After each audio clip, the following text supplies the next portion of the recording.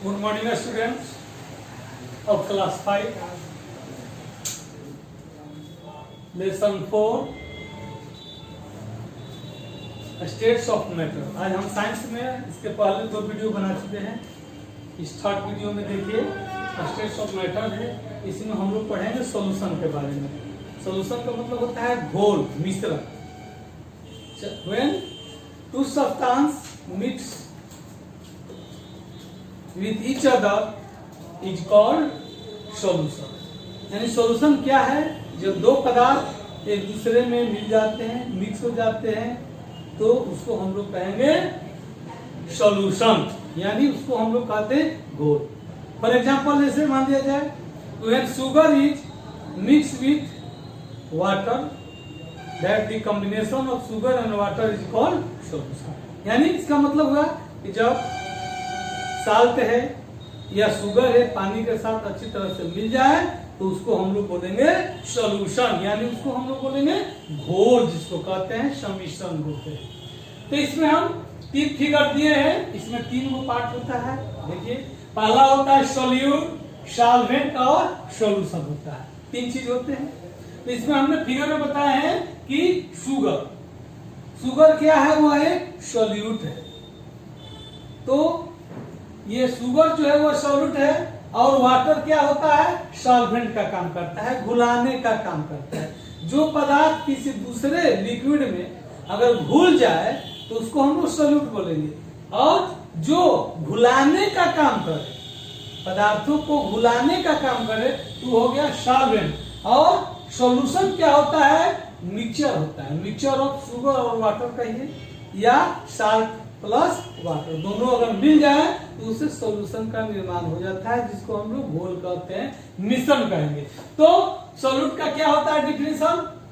The substance it is dissolve in the liquid is called solute. यानी ऐसा पदार्थ जो पानी में डिजॉल्व हो जाए, डिजॉल्व का मतलब घुल जाता है, तो उसको हम लोग कहेंगे सॉल्यूट बोलेंगे। इसके बाद सॉल्वेंट क्या है? दी लिक्विड, तरल पदार्थ का मतलब वाटर हो गया, इन विच, जिसमें दी सब्सटेंस माने पदार्थ, वस्तु, इन डिजॉल्व यानी लिक्विड जिसमें कोई पदार्थ जो है घुल जाता है, उसको हम लोग सॉल्वेंट कहेंगे। तो इसके अंतर्गत आएगा आपका वाटर आ सकता है।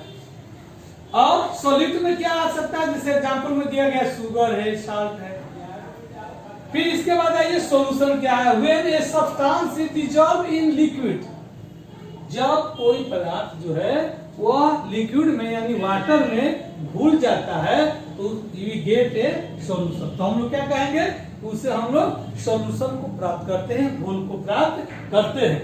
अब हम लोग आगे चले कि इसमें बता चुके हैं कि सॉल्यूट, सॉल्वेंट और सॉल्यूशन का फिगर के थ्रू हमने बता दिया है, जैसा कि बुक में दिया नहीं है, लेकिन फिर भी हम इसका थोड़ा सा एक्सप्लेन कर दिए हैं कि ये सॉल्यूट हो गया शुगर का, ये वाटर हो गया सॉल्वेंट का काम किया। वाटर जो है, वाटर में शुगर जो है वो मिक्स अच्छी तरह से मिल गया, घुल गया, तो ये शुगर वाटर हो गया। तो शुगर प्लस वाटर दोनों मिलकर सॉल्यूशन का निर्माण हो गया। अब इसके बाद पढ़िए कि सॉलिड इन लिक्विड, इसका क्या होता है सॉल्यूशन? इसमें क्या होता है कि जब साल्ट जो है या शुगर जो है लिक्विड में अच्छी तरह से मिल जाए, घोल मिल जाए, तो उसको हम लोग कहेंगे कि सॉलिड इन लिक्विड। यानी लिक्विड का मतलब वाटर, वाटर में सॉलिड का घुलना, वह हो गया सॉलिड इन लिक्विड कहेंगे उसको। उस सॉल्यूशन को कहेंगे सॉलिड इन लिक्विड। या तो शुगर जो है वह पानी में घुल जाए, या साल्ट जो है वह पानी में घुल जाता है, तो ऐसे सॉल्यूशन को हम लोग कहेंगे कि सॉलिड इन लिक्विड, यानी ठोस का तरल में घुलना जो हो गया वह सॉलिड्स इन लिक्विड का हो गया। नेक्स्ट है लिक्विड्स इन लिक्विड, यानी तरल का तरल में मिलना, वो भी एक सॉल्यूशन होता है। केवल सॉलिड लिक्विड में ही मिल जाना है सॉल्यूशन नहीं होता है, बल्कि लिक्विड का लिक्विड में मिल जाना भी एक क्या है? वो भी एक सॉल्यूशन है। जैसे आप देखिए एग्जांपल में कि solution of milk and liquid.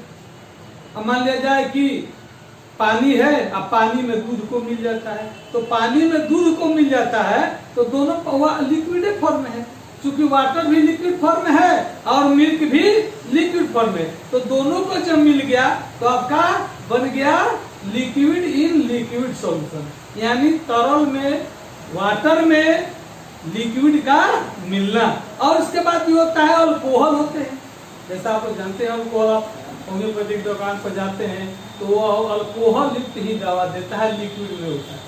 तो वह लिक्विड अल्कोहल होता है, तो अल्कोहल में क्या मिला हुआ है, लिक्विड मिला हुआ है।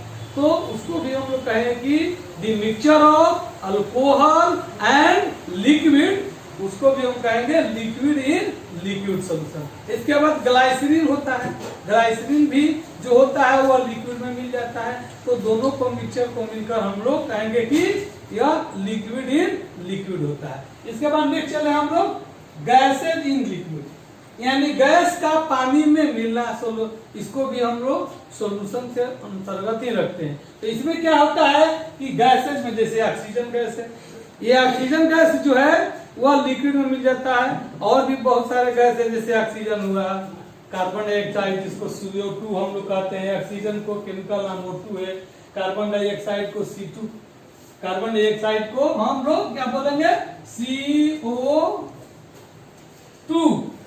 तो ये ऑक्सीजन है, कार्बन डाइऑक्साइड है, अमोनिया है, NH3 उसको कहते हैं अमोनिया को। ये सब चीज जो है वो वाटर में मिल जाते हैं। तो इसको हम लोग कहेंगे कि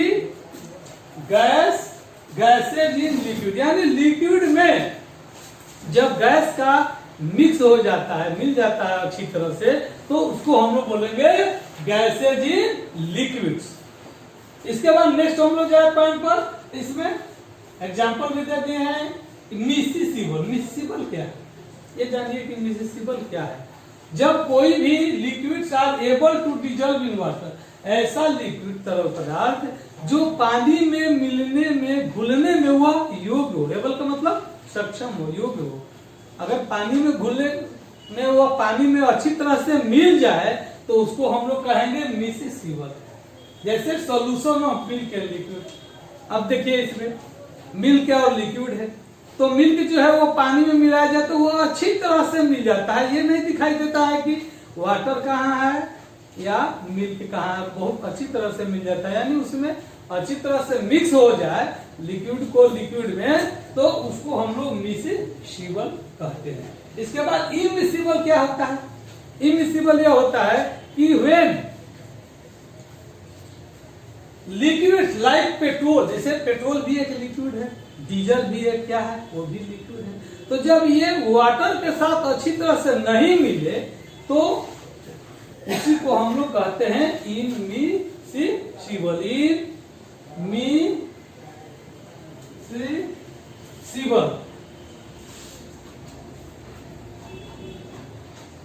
इमिसिबल।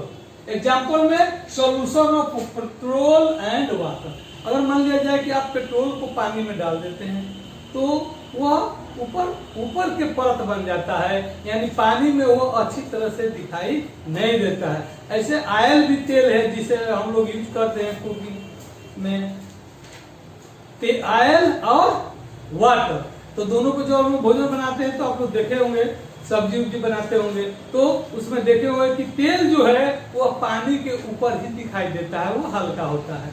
वो वाटर से जो होता है वो हल्का होता है, इसलिए वो ऊपर दिखाई देता है और वो अच्छी तरह से वाटर में नहीं मिल पाता है। तो नहीं मिल पाता है तो ऐसे पदार्थों को हम लोग इनमिसिबल कहते हैं।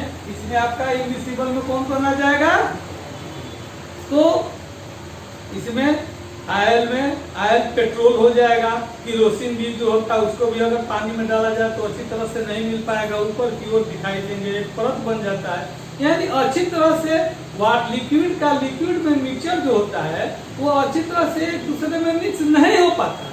तो नहीं हो पाता है तो ऐसे पदार्थों को हम लोग कहेंगे इनमिसिबल। इसके बाद इसमें एक टर्म है वॉल्यूम। क्या है वॉल्यूम को हिंदी में हम लोग कहते हैं आयतन। वॉल्यूम क्या है, it is the total space, यह कुल जो है स्थान है, दैट इज ऑक्युपाइड, जो स्थान घेरता है तो उसको हम लोग कहेंगे वॉल्यूम। इसके बाद मास, मास का मतलब क्या होता है, द्रव्यमान होता है। तो दी क्वांटिटी, क्वांटिटी का मतलब मात्रा, ऑफ मैटर, पदार्थ की वह मात्रा that makes of a body, जो एक वस्तु को बनाता है, तो उसी को हम लोग कहेंगे इट्स मास। इसके बाद डेंसिटी है, डेंसिटी को हिंदी में क्या बोलेंगे, घनत्व। तो डेंसिटी क्या है, mass per unit volume of body is called density, यानी प्रति इकाई आयतन के द्रव्यमान, एक वस्तु के प्रति इकाई आयतन के द्रव्यमान को हम लोग डेंसिटी कहते हैं, घनत्व कहते हैं। यानी means density is the ratio of mass and volume, यानी इसका फॉर्मूला हुआ डेंसिटी बराबर मास बटा वॉल्यूम। अब हम लोग पढ़ेंगे, let us study about flotation. Flotation क्या है? फ्लोट जो फ्लोट सबसे बना है फ्लोटेशन। फ्लोट का मतलब क्या होता है, तैरना। कोई तैरना का मतलब जब व्यक्ति तैरते हैं तो उसको तैरना नहीं, यहाँ सेंस हुआ कि कोई भी पदार्थ जो है, सब्सटेंस है या मैटर है, वह जल के ऊपर तैरे, वो फ्लोट होता है। और एक होता है सिंक। सिंक का मतलब होता है डूबना। तो फ्लोटेशन क्या है, इसमें बताया गया है कि कोई भी वस्तु जो है वह डिपेंड करते हैं, वह या तो फ्लोटिंग करते हैं, तैरते हैं, या डूबते हैं। वह एक वस्तु जो है वो उस पर डिपेंड करते हैं। दो फैक्टर है, इसका दो फैक्टर जो है, दो फैक्टरों पर निर्भर करता है। Beyond force of the liquid, जो जल का जो बियॉन्ड फोर्स का मतलब क्या होता है, उछाल। नीचे से जो पानी जो है, जो वो भी अपना एक फोर्स लगाता है। जब कोई वस्तु उस पर जाता है या ऊपर फेंका जाता है, तो नीचे से वाटर भी अपना जो है वह ऊपर की ओर जो बल लगाता है, वही एक तरह का, इसको हम लोग बायोन फोर्स का अंतर्गत करते हैं, या इसका दूसरा नाम है थ्रस्ट फोर्स। तो वह जो है वह लिक्विड के बायोन फोर्स पर यह निर्भर करता है। सेकंड जो है वह वस्तु वह डूबेगा कि तैरेगा, उसके वह वस्तु के घनत्व पर भी निर्भर करता है। और इसमें आर्किमिडीज जो साइंटिस्ट था, उन्होंने अपना सिद्धांत दिया। कहा जाता है कि आर्किमिडीज जो है वह गया तैरने गया, तो तैरने गया तो वह जब तैरा तो क्या कहा, यूरेका यूरेका बोला उन्होंने। यानी यूरेका का वो जो फ्रेंच भाषा में बोला है, उसका हिंदी हुआ आई फाउंड इट, मैंने इसे पा लिया, खोज लिया, ढूंढ लिया। क्या भाई ढूंढ लिया? तो उन्होंने एक सिद्धांत दिया आर्किमिडीज ने। वो सिद्धांत क्या है, when an object is immersed, जब एक वस्तु को इन वाटर, पानी में जब उसको डुबोया जाता है, इमर्स किया जाता है, तो दी बायोन्ड फोर्स ऑफ वाटर, यानी पानी का जो उछाल बल है, एक्ट अपॉन इट, इस पर काम करता है। और इट अपीयर्स, यह मालूम पड़ता है, as if the object has lost its weight, और यह मालूम पड़ता है कि वस्तु जो है वो अपना वजन को खो दिया है, यानी कम कर दिया है। And has become lighter, lighter का मतलब क्या होता है, हल्का होता है। जैसे यहाँ पर मीनिंग में लिखे हैं कि लाइटर माने हल्का हो। जैसे आप लोग का एग्जाम्पल के थ्रू हम बताते हैं, आप लोग कुएं के पास जाइए, अगर कुएं से अगर पानी भरा जाए, अगर बाल्टी को पानी में डाला जाता है, उस समय वो हमको जो बाल्टी जो होता है वो वजन जैसा मालूम पड़ता है। लेकिन जब बाल्टी जो है वो जल को कुएं में भरता है, तो वह मालूम पड़ता है कि जब पानी भरा हुआ है जल के अंदर वो बाल्टी है, तो हमको महसूस होगा कि यह पानी जो है रस्सी के थ्रू, तो मालूम पड़ेगा कि हल्का लग रहा है। तो हल्का का कारण क्या है? यही है कि जब हम लोग वस्तु को किसी पानी में अंशतः या पूर्णतः डुबोया जाता है, तो उस वस्तु में क्या होता है कि मैंने बताया कि उसमें कमी हो जाती है। वह कमी जो होता है वो हटाए हुए जल के भार के बराबर होता है। क्योंकि जब हम लोग पानी में बाल्टी को डुबाते हैं, तो पानी भी ऊपर की ओर उस पर पुश करता है, दबाव देता है, उस पर ऊपर की ओर उछाल करता है। और यही कारण है कि जब हम लोग पानी को, बाल्टी को पानी में डुबोते हैं, तो हमें हल्का महसूस होता है। लेकिन जब अगर हम लोग उस पानी से बाल्टी को ऊपर की ओर खींचते हैं, तो मालूम पड़ता है भारी लगता है। तो इन्होंने आर्किमिडीज ने सिद्धांत दिया कि जब कोई वस्तु को पानी में अंशतः या पूर्णतः डुबोया जाता है तो उसके वस्तु में आभासी कमी होती है। वह वस्तु के आभासी कमी जो होता है वह जितना पानी हटाया उस बाल्टी में भरी हुई पानी जितना अपने जगह को हटा उसके भार के बराबर होता है। तो यही कारण है कि उन्होंने कहा कि इट अपीयर्स एज इफ, यह मालूम पड़ता है एज इफ, मानो the object has lost its wait, यानी वस्तु जो है वो अपने वजन को कम कर दिया है और एंड हैज बिकम लाइटर, और वह हल्का महसूस होता है। इसके बाद बायोन्ट फोर्स के बारे में थोड़ा जाने हम लोग कि बायोन्ट फोर्स क्या है। तो यह भी उछाल वाला है बल है कि दी अपवर्ड, अपवर्ड का मतलब ऊपर की ओर, अपवर्ड, अपवर्ड ऊपर की ओर, ऊपर की ओर, यानी जो upward push of water on a floating object, जो तैरने वाली वस्तु है वो उसके ऊपर पानी का ऊपर की ओर जो हम लोग पुश करते हैं, धक्का देते हैं, जो दबाव देते हैं, तो उसी को हम लोग कहेंगे बायोन्ट फोर्स, और इसका दूसरा नाम क्या है, ऑफ थ्रस्ट फोर्स, यानी उसी को उछाल बल या ऊपर के हुए लगाए हुए बल के बराबर होता है। इसके बाद इधर हम आपको वर्ड मीनिंग, जितना हार्ड वर्ड मीनिंग है यहाँ पर दे चुके हैं। फ्लोट तैरना, सिंगिंग डूबना, डिफेंस निर्भर करता है, बियॉन्ड उछाल, डेंसिटी घनत्व, इमर्स डुबाया जाता है, अपीयर्स मालूम पड़ता है, लाइटर हल्का। इस तरह से ये सारे वर्ड मीनिंग है, इसको आप लोग कॉपी में सब सारे नोट कीजिएगा और इसको इस वीडियो को देखिएगा। Please study this topic and send your comment. और ये आपका होमवर्क में है कि रीड एंड राइट, और ये चैप्टर जो है आप लोग का ये आज समाप्त हो गया। Thank you.